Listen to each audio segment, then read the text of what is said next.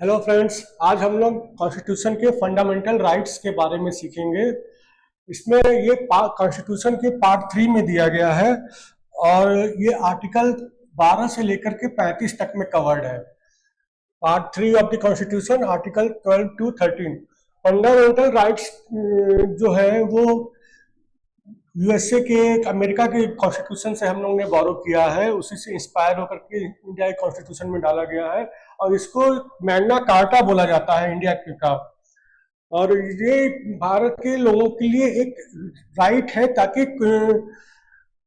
उनको कुछ ऐसे अधिकार मिल जाए जो गवर्नमेंट भी उनसे न छीन पाए और उसकी अगेंस्ट कोई लॉ न बना पाए और उसके अगेंस्ट कोई ऑर्डर न पास कर पाए गवर्नमेंट। तो कोई भी आर्बिट्रेरी ऑर्डर, ये fundamental right limits the powers of the government. कौन से पावर्स? लेजिस्लेटिव पावर्स भी और एग्जीक्यूटिव पावर्स भी। तो जो पार्लियामेंट या विधानसभा कानून बना करके पावर यूज करती है अपनी, और या फिर government, state government, central government orders pass करती हैं, उनके अगेंस्ट एक उनकी पावर है ये सिटीजन्स के लिए, जो कि गवर्नमेंट की पावर्स को लिमिट करती है। कोई भी कानून ऐसा नहीं बनाया जा सकता गवर्नमेंट के द्वारा जो फंडामेंटल राइट्स को छीन ले जनता से। हालांकि ये राइट्स एब्सोल्यूट नहीं है। ये आर्टिकल 358 में लिखा है कि ये जो इमरजेंसी के दौरान ये सस्पेंड किए जा सकते हैं राइट्स, और आर्टिकल 359 में लिखा है कि जो इन राइट्स को एनफोर्स करने के लिए हमारे पास वहां जाने का, कोर्ट में जाने का अधिकार है, वो भी सस्पेंड किया जा सकता है इमरजेंसी के दौरान। ठीक है, अब हम लोग फंडामेंटल राइट्स के सिग्निफिकेंस देखेंगे कि सिग्निफिकेंस क्या है फंडामेंटल राइट्स का। Fundamental rights form the foundation of democratic country. एक डेमोक्रेटिक कंट्री के लिए एक नींव का काम करता है, और इसके तहत गवर्नमेंट की अथॉरिटी को हम लोग मतलब को एक चेक मिलता है, एक कंट्रोल हो रहता है उसकी अथॉरिटी पे।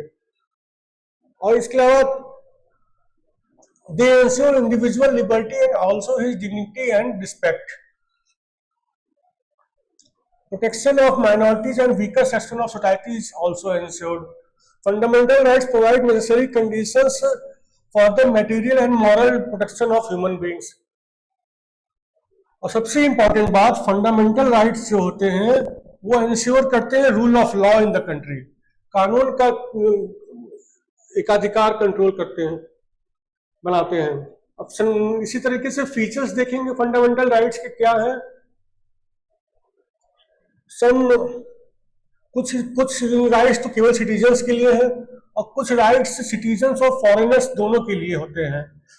और ये कि हम जस्टिफिएबल होते हैं, मतलब कि हम कोर्ट में जाकर के इसको एनफोर्स करा सकते हैं, और ये राइट्स गारंटीड और defended by the supreme court of India होते हैं।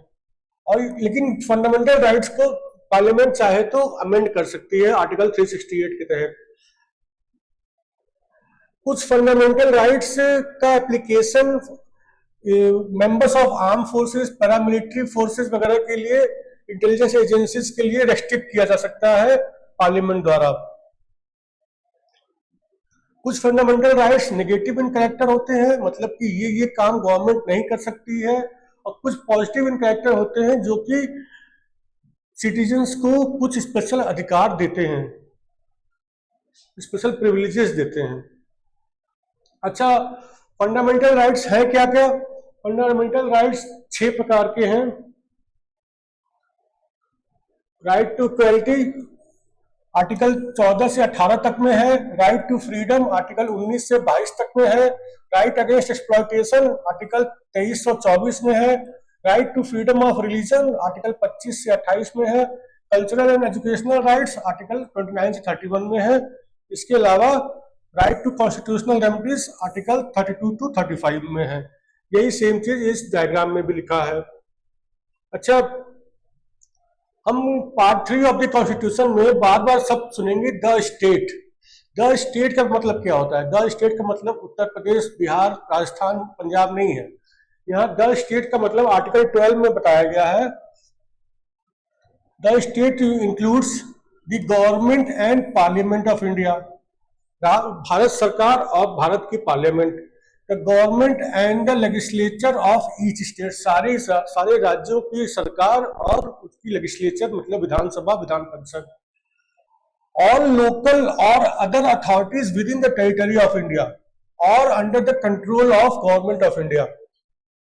जितनी भी लोकल अथॉरिटीज हैं, लोकल अथॉरिटीज क्या है? म्यूनिसिपैलिटीज हो सकती हैं, पंचायत हो सकती हैं, डिस्ट्रिक्ट बोर्ड्स हो सकते हैं, कैंटोनमेंट बोर्ड्स हो सकते हैं, नगर निगम हो सकता है, ये सब लोकल अथॉरिटीज हैं।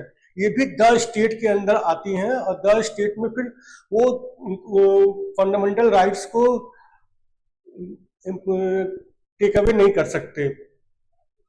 अच्छा, अदर अथॉरिटीज भी तो लिखा है यहाँ पे, अदर अथॉरिटीज क्या होती हैं?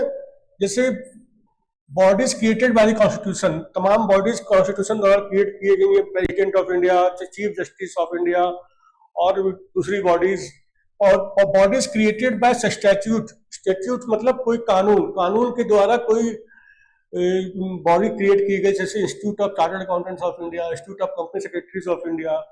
Bodies created by any other mode, किसी और मोड से कोई बॉडी क्रिएट की गई। एग्जाम्पल देख लें, state bank of India, children aid society, Delhi transport corporation, chief justice of high court, president, ये सब अदर अथॉरिटीज में आया। इसके अलावा लास्ट एक बच जाता है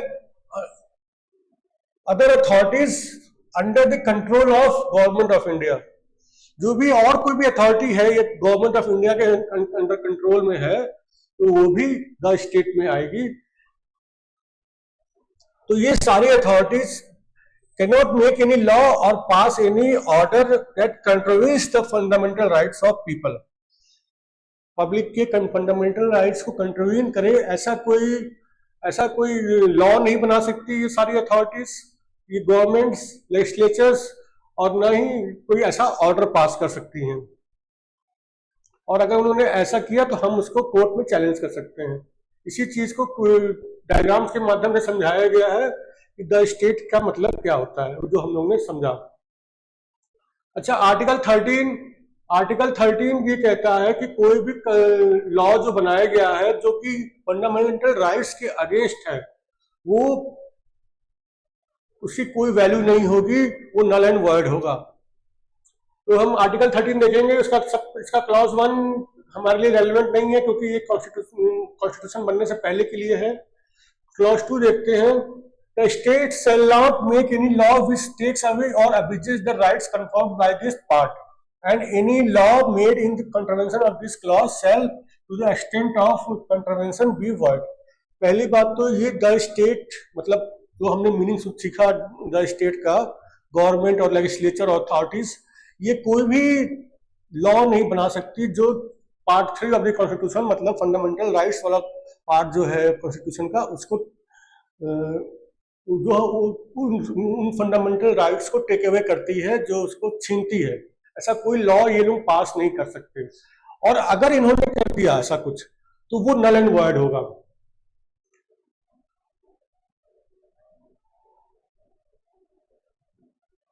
अच्छा, ये कुछ हमारे कुछ आर्टिकल्स हैं जो केवल सिटीजन्स, जो कुछ फंडामेंटल राइट्स हैं जो केवल सिटीजन्स को अवेलेबल है, और कुछ फंडामेंटल राइट्स हैं जो सिटीजन्स के साथ साथ फॉरेनर्स को भी अवेलेबल है, लेकिन जो एनिमी कंट्रीज के सिटीजन्स हैं उनको अवेलेबल नहीं है। ये वाले राइट्स केवल इंडियन सिटीजन्स के लिए है, ये वाले राइट्स फॉरेनर्स को भी हैं। कौन कौन से इंडियन सिटीजन के लिए है? आर्टिकल 15, 16, 19, 29, 30। और फॉरेनर्स के लिए, इंडियन सिटीजन और फॉरेनर्स दोनों के लिए है 14, 20, 21, 21A, 22, 23, 24 और 25, 26, 27, 28। ये सारे राइट्स फॉरेनर्स को भी हैं, इंडियन सिटीजन्स को भी अवेलेबल है। इसी चीज को ये डायग्राम से भी समझाया गया है। इसमें आप इसको स्क्रीन को पॉज करके इसको देख सकते हैं।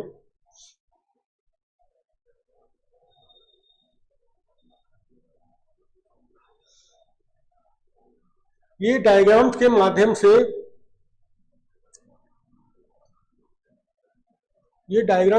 से पूरा कितने राइट्स हैं, क्या क्या नाम है उसके, वो सब दिया है। आर्टिकल 14, 15, 16, 17, 18, 19, 20, 21, 22, 21, 8, 22, 25, 26, 27, 28 और 29, 30, 32, 33, 34, 35। ठीक है, तो ये सारे राइट्स फंडामेंटल राइट्स हैं। Right to equality, right to freedom, right against exploitation, right to freedom of religion, cultural and educational rights, right to constitutional remedies. Thank you friends.